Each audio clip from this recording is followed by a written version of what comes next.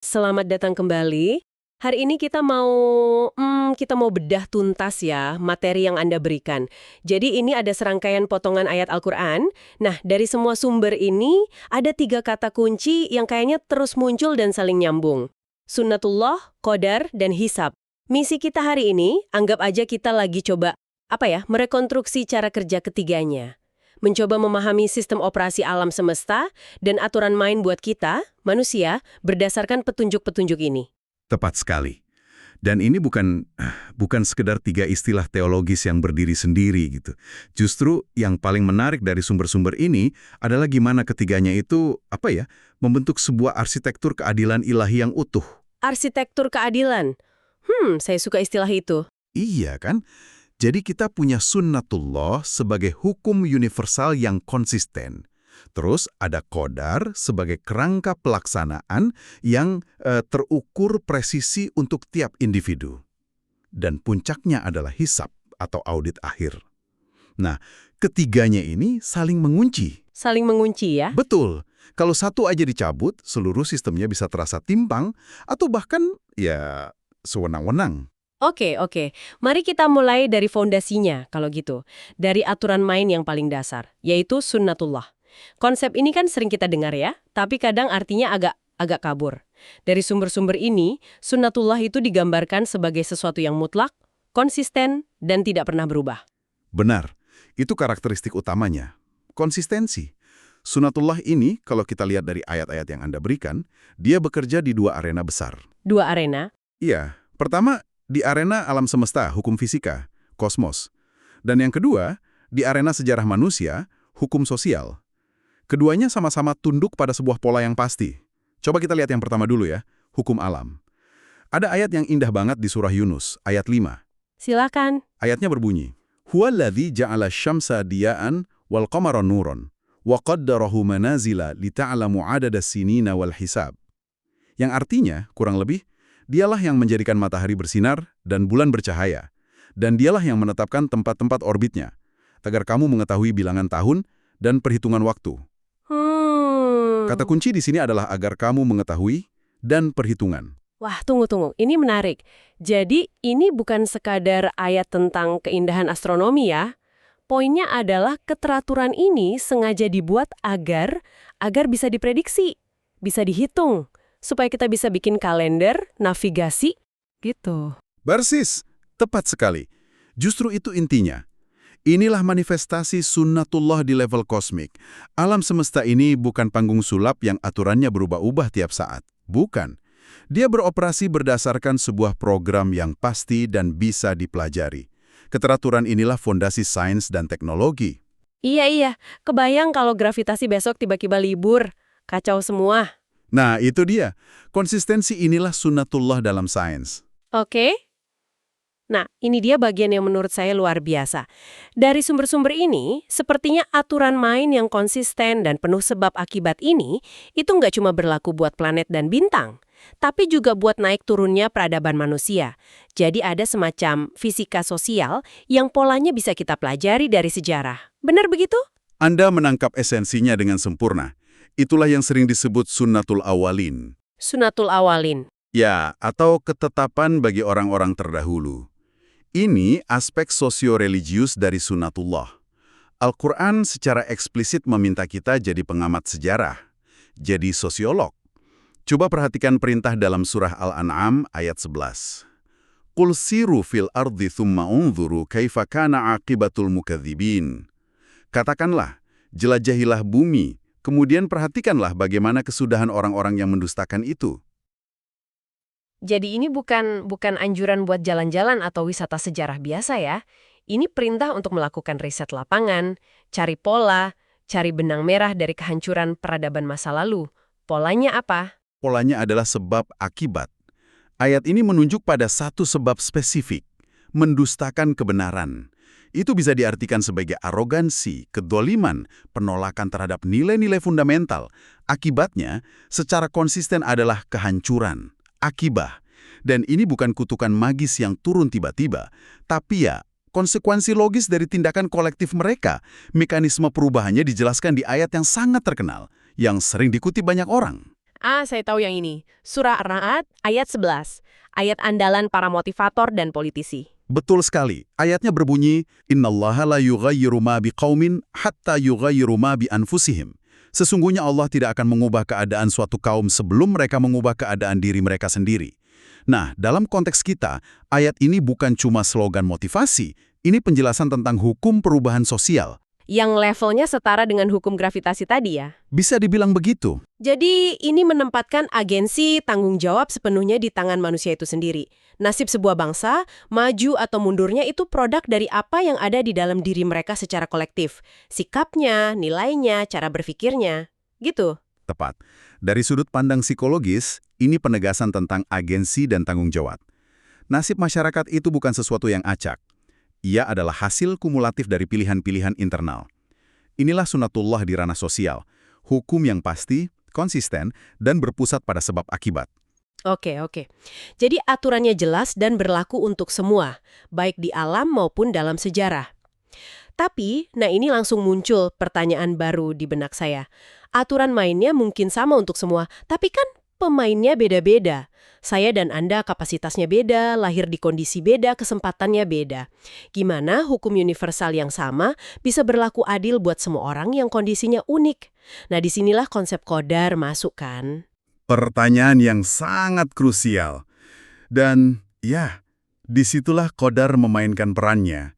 Kalau sunnatullah itu sistem operasinya, qadar itu spesifikasi perangkat keras untuk setiap individu. Ini membantah pemahaman keliru bahwa qadar itu skenario hidup yang sudah ditulis dari A sampai Z dan kita tinggal, menjalankannya kayak robot. Jadi bukan seperti nasib yang sudah terpahat di batu ya? Jauh dari itu. Sumber-sumber ini menggambarkan qadar dengan kata kunci ukuran, takaran, atau batas. Setiap makhluk diciptakan dengan ukuran dan potensi yang presisi. Ujian atau software yang akan dijalankan tidak akan pernah melebihi spesifikasi yang diberikan. Keadilannya di situ. Kita lihat lagi ayat tentang bulan tadi di surah Yunus, ada kata qaddarahu. Dia mengukurnya. Itu menunjukkan presisi. Dan untuk manusia, presisi ini berlaku dalam bentuk kapasitas individu? Bener. Di surah Al-Mu'minun ayat 62, ada prinsip fundamental yang jadi jaminan keadilan ini. Wala nukallifu nafsan illa wus'aha. Kami tidak membebani seseorang melainkan menurut kesanggupannya. Kata wus'aha atau kesanggupan ini, itulah qadar dalam konteks personal. Setiap orang diberi ukuran kemampuan yang pas dengan ujiannya. Ini kalau direnungkan sebenarnya punya dua sisi ya. Satu sisi, ini melegakan banget. Artinya kita nggak akan pernah diberi ujian yang benar-benar di luar batas kemampuan kita. Tapi sisi lain, ini juga jadi beban tanggung jawab ya kan? Kita nggak bisa lagi pakai alasan saya nggak sanggup. Karena sistemnya sudah menjamin bebannya itu sesuai kapasitas. Analisis yang tajam. Itulah dualitas dari qadar, jaminan keadilan sekaligus tuntutan tanggung jawab. Dan qadar ini nggak cuma soal kapasitas, tapi juga soal waktu, konsep ajal. Ajal ya, batas waktu. Betul. Itu adalah qadar dalam dimensi waktu. Setiap individu, setiap masyarakat punya batas waktu yang ditentukan. Surah Yunus ayat 49 sangat tegas soal ini. Dikuli umnatin ajal. Idza jaa ajaluhum fala yastakhiruna sa'atan wala yastaqdimun. Setiap umat mempunyai ajal, batas waktu. Apabila ajalnya tiba, mereka tidak dapat meminta penundaan atau percepatan sesaat pun. Jadi, oke. Kita punya kapasitas yang terukur, wus'ah. Dan kita punya durasi waktu yang pasti, ajal. Ini seperti arena permainan ya. Aturan mainnya sunnatullah. Dan kita bermain di dalamnya dengan spek dan timer yang sudah diatur oleh qadar. Pilihan bebas kita beroperasi di dalam arena ini. Tepat sekali. Secara psikologis, kesadaran akan ajal atau tenggat waktu ini seharusnya memicu rasa urgensi. Mendorong kita untuk nggak menunda-nunda kebaikan, tidak menunda pertobatan. Inilah kerangka di mana semua tindakan kita akan dinilai. Oke, ini mulai menyatu dengan sangat rapih. Kalau ada aturan main universal, yaitu sunnatullah, lalu ada pemain dengan spesifikasi dan waktu yang terukur, yaitu qadar, maka secara logis pasti ada papan skor di akhir permainan, kan? Pasti ada momen evaluasi, dan itulah hisab. Persis. Hisab adalah konsekuensi logis dari dua pilar sebelumnya. Proses audit akhir. Dan keadilannya mutlak terjamin justru karena adanya sunnatullah dan qadar. Bayangkan audit di perusahaan. Audit itu adil kalau ada SOP yang jelas. Itulah sunatullah. Dan kalau target yang diberikan ke karyawan itu realistis, sesuai jabatannya, itulah qadar.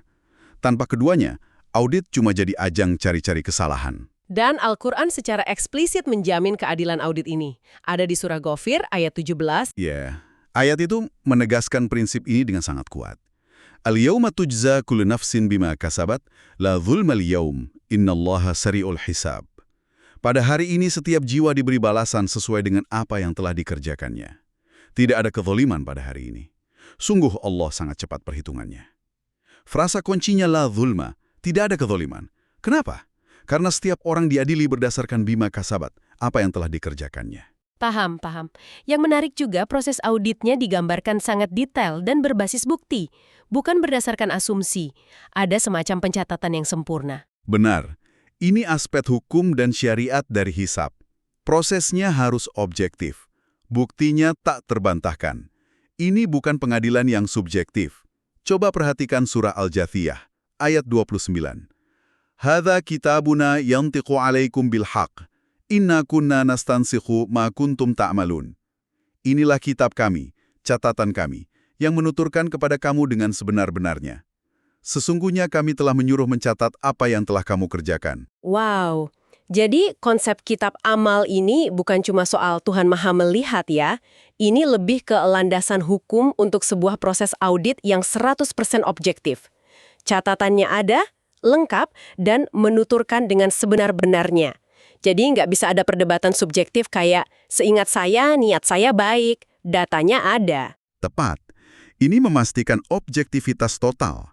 Nggak ada yang terlewat, sekecil apapun.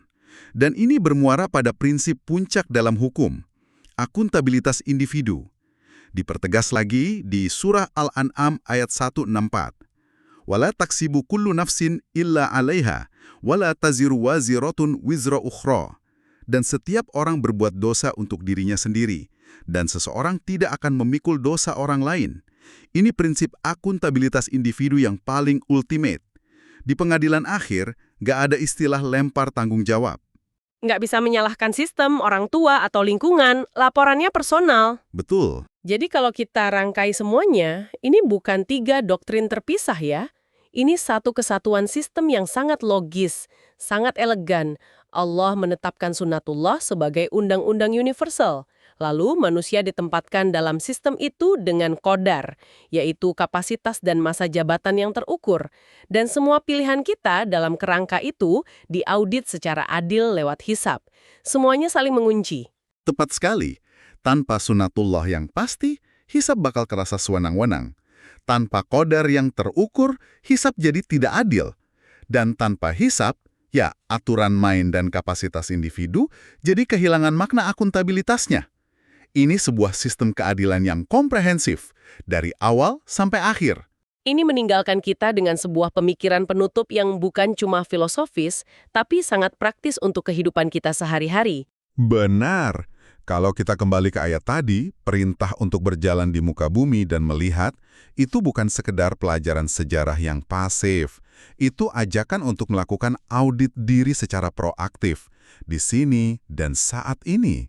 Kalau sunatullah itu pola sebab akibat yang konsisten, dan hisab itu audit akhirnya, maka mempelajari pola-pola ini sama aja kayak Anda diberi bocoran soal atau kisi-kisi ujian sebelum ujiannya benar-benar dimulai.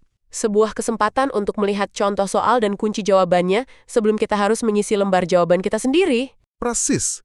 Jadi pertanyaan reflektif yang diajukan sumber-sumber ini untuk Anda renungkan adalah, dengan mengamati pola-pola yang terjadi di dunia saat ini, pola kebangkitan dan kejatuhan, pola keadilan yang membuahkan kemakmuran, dan kezaliman yang berujung kekacauan, sebab apa yang sedang Anda kontribusikan setiap harinya? Dan berdasarkan pola sunatullah yang konsisten itu, akibat apa yang bisa Anda antisipasi dari pilihan-pilihan tersebut, baik untuk diri Anda sendiri maupun, untuk masyarakat yang lebih luas di sekitar Anda.